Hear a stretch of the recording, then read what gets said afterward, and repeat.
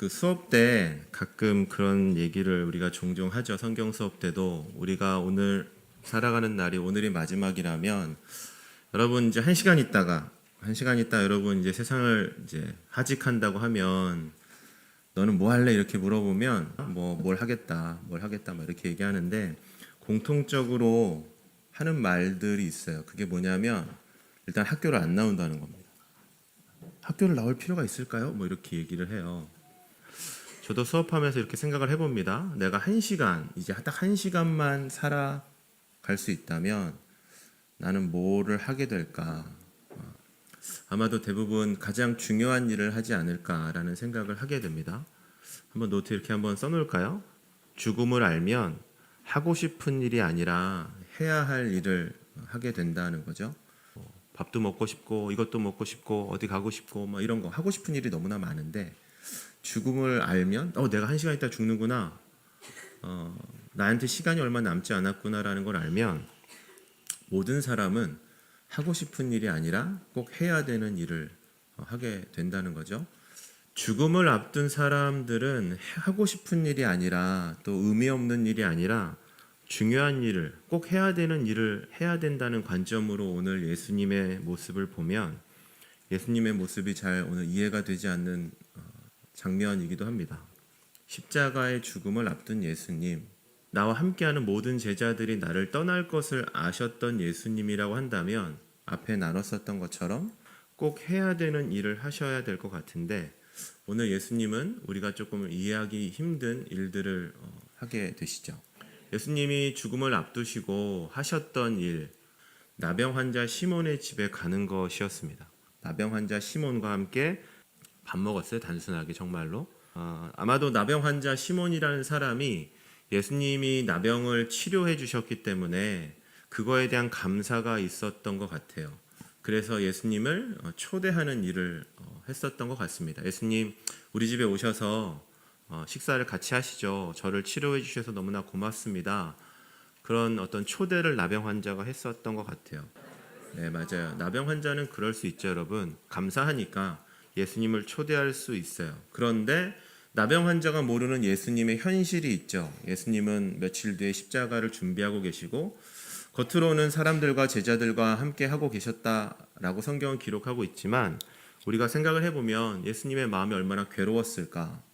아무리 나병 환자의 초대가 귀하고 소중한 일이라고 한들 예수님이 죽음을 앞두고 나병 환자의 집에 가실 일이 무엇가 있을까라는 생각을 또 하게 되는 것도 사실입니다. 그런데 여러분 오늘 설교의 말씀은 단순합니다. 이렇게 한번 써놨으면 좋겠어요. 예수님에게 나병 환자 시몬은 그 무엇보다 중요했다는 거죠. 예수님한테 가장 중요한 우선순위는 뭐였냐면 나병 환자 시몬과 같이 밥 먹는 거였다는 것을 우리가 예수님의 이 행동을 통해서 알게 됩니다. 그 이유가 있어요, 여러분. 예수님께서 많은 사람들을 치유하셨습니다. 치유하시고 나서 종종 이렇게 말씀하셨어요. 아픈 사람들한테 가서 제사장들한테 몸을 보이라고 말씀하고 계시고 이런 일들을 하셨습니다. 왜냐하면 저 보세요. 이 당시에 어떤 이런 하나님에게 저주받았다라고 생각하는 병들에 걸린 사람들이 병이 치유가 돼도 바로바로 사회생활을 할 수가 없어요. 왜냐하면 사람들한테 그런 인식이 있기 때문에. 어떤 인식? 하나님한테 저주받은 사람이야. 하나님한테 버려진 사람이야. 이런 인식이 있기 때문에 예수님은 종종 병자들을 만지시고 찾아가시고 치유하신 다음에 거기서 끝나지 않고 이렇게 말씀하실 때가 종종 있었습니다.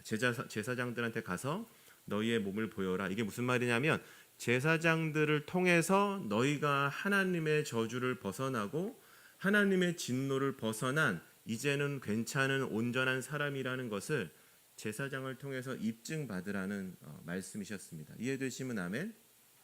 이해되시죠, 여러분? 예수님께서 나병 환자의 집을 찾아가신 것도 이와 똑같은 일이라는 거죠. 나병 환자 시몬이 겉으로 보이는 병은 치유가 되었을지 모르지만 실제로 사람들은 여전히 그 나병 환자를 죄인으로 보고 하나님의 저주를 받은 사람으로 보고 있었기 때문에 예수님은 나병 환자 시몬이 온전한 회복을 할 수 있도록 나병 환자 집에 찾아갔었다는 것을 우리가 말씀을 통해서 알게 됩니다.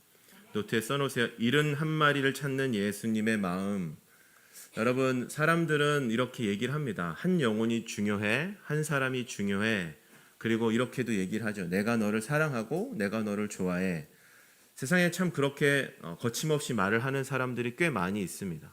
그런데 사실 말은 그렇게 하지만 행동은 그렇게 하지 않을 때가 더 많이 있죠. 그런데 예수님은 말씀을 저렇게 하셨어요. 99마리 양도 중요해. 그런데 그 한 마리 양도 내게는 너무 중요해 라고 말씀하시면서 죽음을 앞둔 순간에 하나님, 예수님께서 하신 저 말씀을 스스로 따라합시다. 증명하셨다. 증명하신 것을 우리가 보게 됩니다. 예수님에게 그 어떤 누구보다 베드로와 요한과 많은 제자들과 하나님의 말씀을 나누는 것보다 제자들과 함께 시간을 보내고 제자들과 함께 식사를 하고 마지막으로 유언의 자리를 마련하시는 것 이전에 예수님에게는 반드시 해결해야 되는 일이 있으셨다.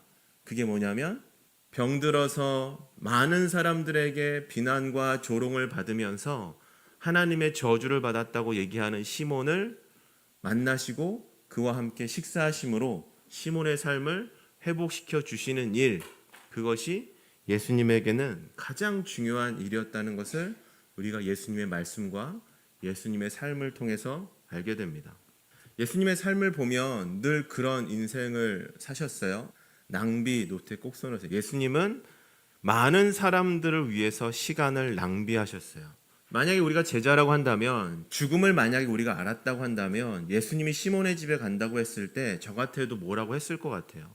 더 중요한 일을 하셔야죠 라고 말씀하고, 더 우리와 시간을 보내셔야죠 라고 말씀하고, 더 귀한 일을 하라고 말씀드렸을 것 같은데, 예수님에게는 왜 이렇게 죽음을 앞두고 이렇게 미련한 시간 낭비를 하면서 십자가를 준비하셨나? 반대로 얘기해 보면 예수님의 삶 전체가 날마다 그렇게 낭비하는 인생을 살아가셨다는 겁니다.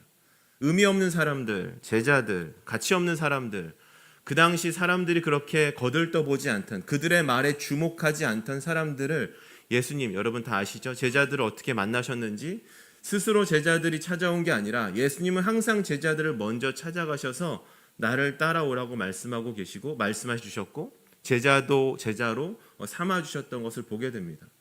예수님이 하나님의 나라를 이루시려면 그래도 말씀을 많이 알고 뛰어난 사람, 능력이 있는 사람들을 제자로 부르셔야 하는데, 예수님은 우리가 거들떠보지 않는 사람, 아니 세리와 같이 우리가 상종하지 않는 사람들을 일부러 고의적으로 선택하셔서 그들을 제자로 부르시고, 모든 사람들이 봤을 때 인생을 헛살았구나, 낭비하구나 라는 인생을 예수님은 살아가셨다는 것을 우리가 보게 되죠.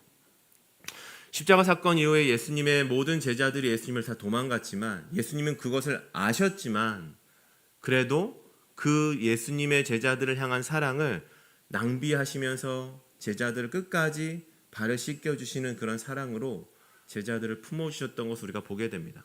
십자가 이후에도 모든 제자들이 다 떠나갔지만 예수님은 떠나가고 도망가고 저주하고 자기 신을 원망했었던 제자들을 찾아가셔서 또 낭비하는 인생, 또 시간 낭비하는 인생. 사람들이 예수님, 베드로는 구제불능이에요. 3번이나 부인하고 갔잖아요.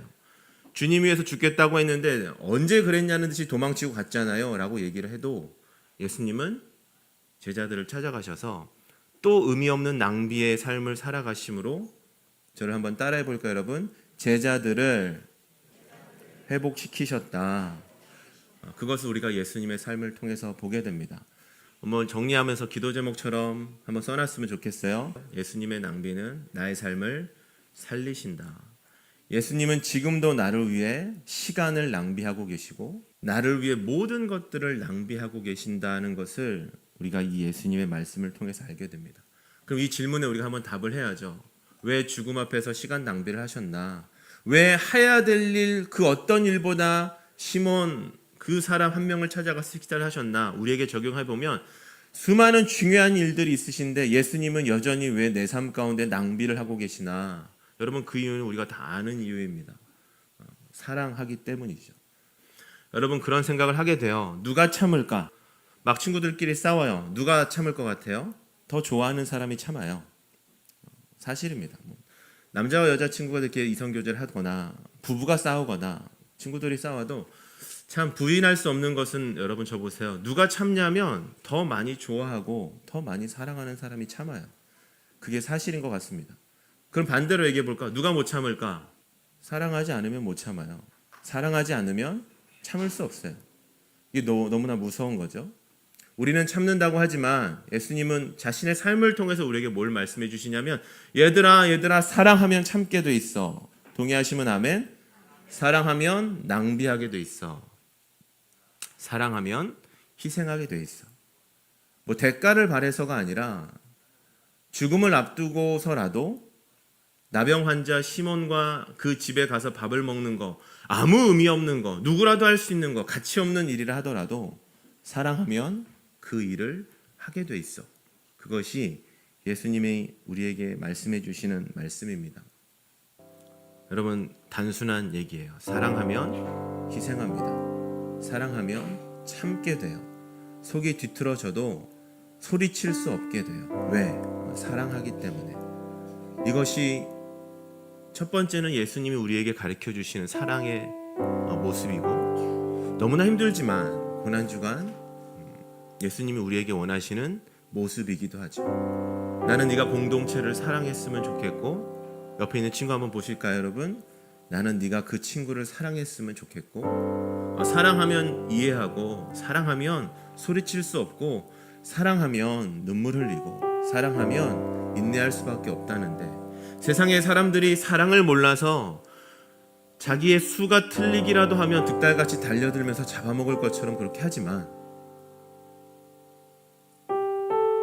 예수님을 사랑하는 사람들은 인내하고 참는 것이라고 하니까 나는 너희가 그랬으면 좋겠다. 그것이 우리가 이 고난주간에 배워야 하는 하나님의 가르침이라고 믿습니다. 저희 어머니가 80이 넘으셨어요. 그런데 쿠쿠에 얼마 전에 생신에 갔었는데 6접시를 드셨어요. 가득. 볼 때마다 놀랍니다. 그런데 여러분, 재밌는 얘기, 여러분이 공감 가는지 모르겠지만 얘기해주고 싶어서, 저희 어머니의 먹는 습관 패턴이 있어요. 음식이 있으면 일단 드시진 않아요. 다 제 앞에 이렇게 놔주세요. 여러분 부모님도 마찬가지죠? 아닌가요? 부모님 막 먹어요 먼저? 항상 제 앞에 먼저 놔주세요. 쿠쿠 가서도 그랬고, 모든 식사할 때마다 마찬가지입니다. 먼저 놔주세요. 저는 이제 양이 있으니까 딱 먹고 끝내면 그때부터 드세요. 그걸 이렇게 보면서 알게 되죠. 아, 우리 엄마는 6접시, 아니 10접시도 드실 수 있는 분이시다. 그런데 한번 여러분 대답해 주세요. 저희 어머니가 왜 10접시를 먹을 수 있는데 먹기 전에 항상 제 앞에 음식을 놔주실까요? 80이 넘으셨는데도. 대답해 주세요. 왜 그럴까요? 맞아요. 사랑은 너무나 놀라운 사실이에요, 여러분. 사랑하면 음식을 나눠줄 수 있어요.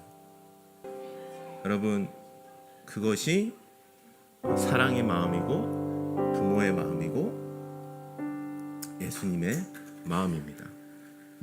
자기 유익을 구하지 않는 사랑을 우리에게 오늘도 예수님은 주고 계십니다. 다 같이 아멘. 그리고 우리에게 그 사랑을 배우라고 말씀하고 계십니다. 이 시간에 주님, 내가 주님을 사랑함으로 나의 유익을 구하지 않고 친구들, 또 공동체 사랑하며 살아가게 해주시옵소서. 같이 기도하도록